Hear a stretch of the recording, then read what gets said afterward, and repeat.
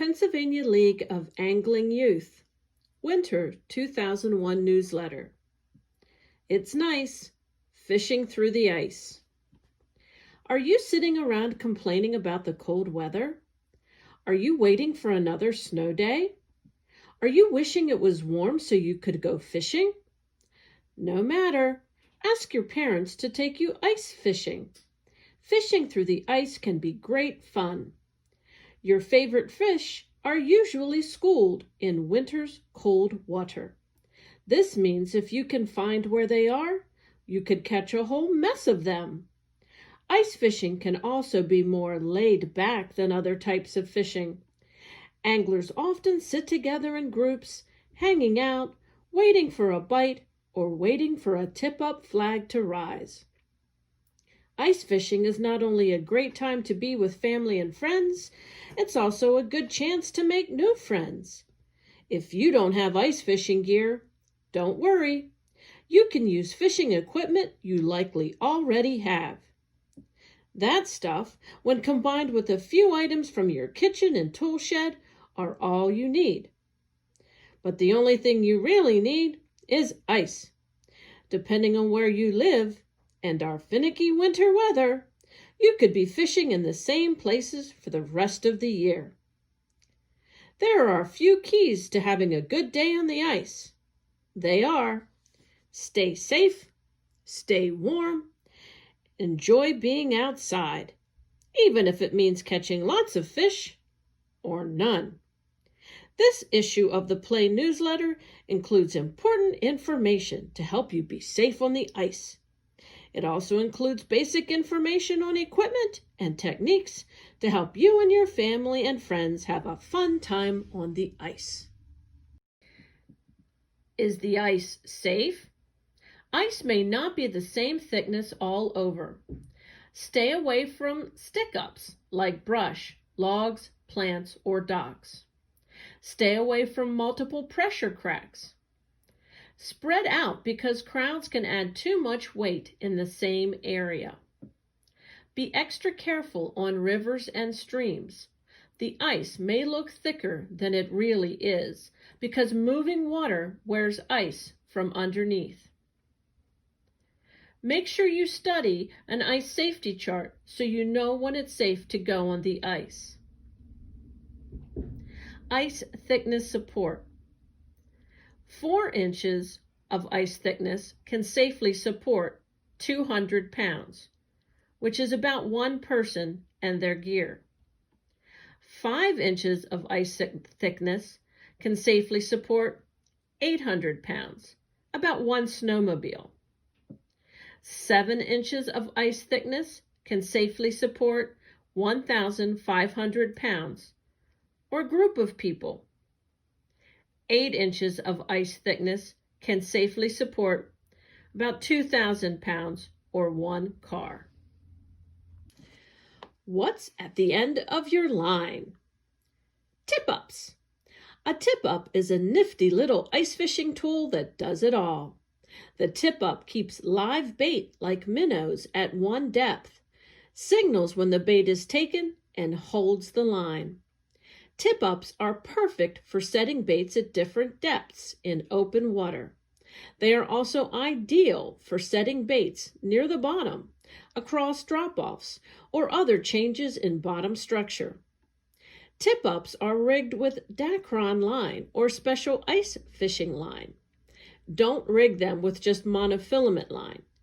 Tied to the end of the Dacron is a swivel. Attach a monofilament leader to the swivel and tie a hook to the other end. Place enough split shot on the line to keep the bait at the depth you want. Bait up with a minnow and wait. As the fish takes the bait, it pulls the line, which trips the flag. Pull the line gently until you feel the fish, then tug to set the hook. You must pull the fish in with your hands. Jigging. Few, if any, ice anglers rely only on tip-ups to put fish in the skillet. Using either a special ice fishing rod, short, designed just for ice fishing, a small ultralight rod, or other homemade contraption, anglers jig a lure up and down through the hole. This method puts a moving lure right in front of the fish. Jigging also gets the attention of other nearby fish. Tipping these lures with live bait or cut bait makes a deadly 1-2 punch. Jigs. The same small 1/16 ounce or less lead head jig used for catching panfish at other times of the year may work through the ice. Bluegills and other panfish eat a lot of tiny insects and plankton. These jigs and smaller special ice flies imitate these food items. These baits are ideal once you have located a school of fish. Flash baits. These baits flash and flutter around as they are jigged. Their flash draws the attention of fish. Flash baits are good for the larger fish-eating predators like bass, walleye, and pike. Trout stocked by the commission just for you to catch this winter will also take flash baits. Swimming lures. These lures are designed to swim or spin in circles as they are jigged. Their action attracts fish. Some may be tipped with bait. Live baits. Minnows can be deadly when fished on tip-ups. Bass, yellow perch, and trout can be caught this way. Larger crappies also take very small minnows fished under tip-ups. Minnows can also be used on jigs and some flash baits and swimming lures. Night crawlers might catch bullheads or catfish when fished on a tip-up. Largemouth bass might also take a worm. Smaller pieces might catch panfish, but you will lose more fish than you catch. Waxworms and mealworms are great baits when jigging for panfish. Tip a jig with a couple of these larvae and watch out. Cut bait. Some ice anglers use small pieces of meat from minnows or suckers. A strip of belly meat or a fillet makes a nice addition to a flash bait. The cut bait has enough smell and taste to keep the fish from rejecting your lure. Depth finder. You can buy a fancy electronic gizmo to help you find the depth. Or you can attach a sinker to the line and lower it until it reaches the bottom. The line goes limp. Mark the line where it enters the water. Drop-off. A drop-off is a place where the water depth changes from shallow to deep very quickly. Stream mouth. Water entering a lake through a stream may be a little warmer, enough to attract fish. Be extra careful when fishing these areas because the ice thickness may not be safe. Cover. Submerged trees, brush piles, and weed beds are great places to fish. The cover gives panfish a place to hide and a place to find food. Bass and other predators can also be found here, especially along the edges. Keep moving. Try fishing a spot for a few minutes at different depths. Be patient, but don't be afraid to move around. Moving to a different spot may make all the difference. It's the law. You are permitted a maximum of 5 tip-ups or any combination of 5 tip-ups and rods. No more than 2 rods may be fished at a time. Cutting through the ice. The first step in ice fishing is figuring out where on the lake or pond to fish. Drop-offs, submerged cover, and structure are good places to start. Knowing where these places are under the cover of snow and ice might be a little hard. You might try fishing a lake or pond you already know. Another way to find a spot to fish is to look for other anglers. Once at your hot spot, the next step is to cut through the ice. Tool shed. There are several tools in your tool shed that can help you cut through the ice. An axe or hatchet could be used to cut through thin ice, at least 4 inches thick though. This requires some skill and should be done by a grown-up. A square hole can be chopped in a few minutes. Digging bars or post hole diggers can also work. Digging bars are like large chisels. You chip away at the ice using the bar. Be sure to tie a rope to the digging bar.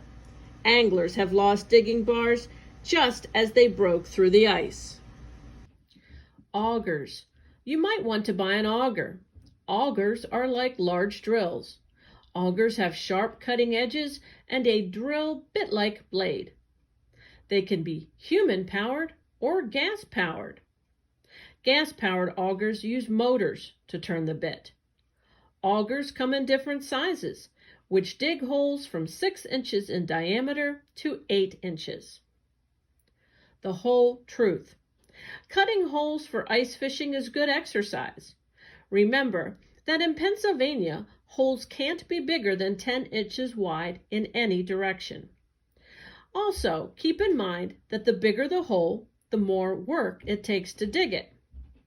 You also need something to scoop pieces of ice and snow out of the hole. You could use a slotted spoon or ladle, or a mesh strainer from the kitchen too. The skimmer picks up the small pieces of ice and snow and lets the water drain. Tips and tricks, a safety checklist for ice anglers. Here are some tips and tricks to make your ice fishing days safer and more enjoyable. Before you go, always take a partner along. Let others know exactly where you are going and when you will return. Layer it. Know how to dress for cold weather by using the layering system. Layering makes it easier to remove or put clothes back on if you get too warm or too cold. The first layer should be thermal underwear that wicks away perspiration. Your second layer should be insulating like fleece, wool, or flannel pants and shirts. The outside layer should be a windproof and waterproof jacket or down-filled coat with a hood. Don't forget to wear a warm wool, fleece, or knit hat. Avoid cotton because it's not a good insulator, especially when wet. Happy feet and hands. Wear insulated waterproof or rubber boots. Wear liner socks and a pair of thick wool or non-cotton socks. Keep your boots loose to avoid cutting off warm circulation to your feet. Wear neoprene or waterproof nylon mittens to protect your hands from the icy water. Or wear thin rubber gloves, hospital type, to allow flexibility, and then slip them under mittens. Things to bring. A small bag of sand to sprinkle around your ice hole for better traction. Extra dry clothes and socks in case you get wet. Energy-rich snacks and warm drinks to fuel you through the cold day. A coil of rope to use in case someone falls through the ice. Small first aid kit in case you need to treat an injury. Matches stored in a waterproof container in case you need to start a fire. Homemade ice awls carried in an easily accessible outer pocket. PFD seat cushion to use as a seat or flotation in case of an emergency. Hand warmers.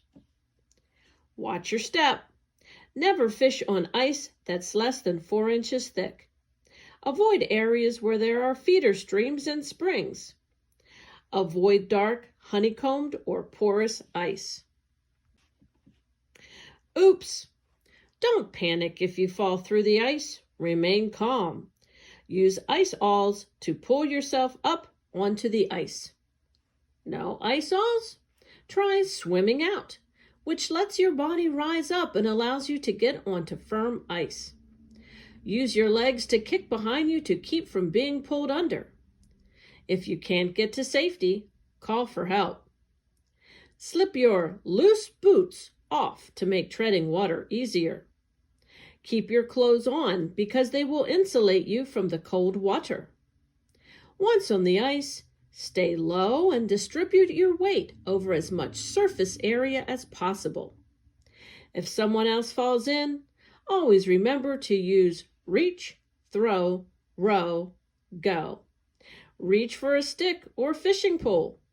Throw a rope PFD, anything that floats. Row, row or push a boat. Go, call for help. Know when to quit. If you become wet, immediately change into dry clothes and seek warm shelter. If you feel cold, it's because you are cold. Head home for some warm soup.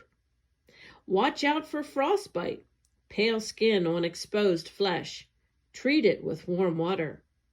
Watch out for hypothermia, shivering, loss of judgment. Treat it with warm fluids, dry clothes, a blanket, and warm shelter. Stop fishing if you become tired or cold. Remember that there will always be plenty of other days to go ice fishing.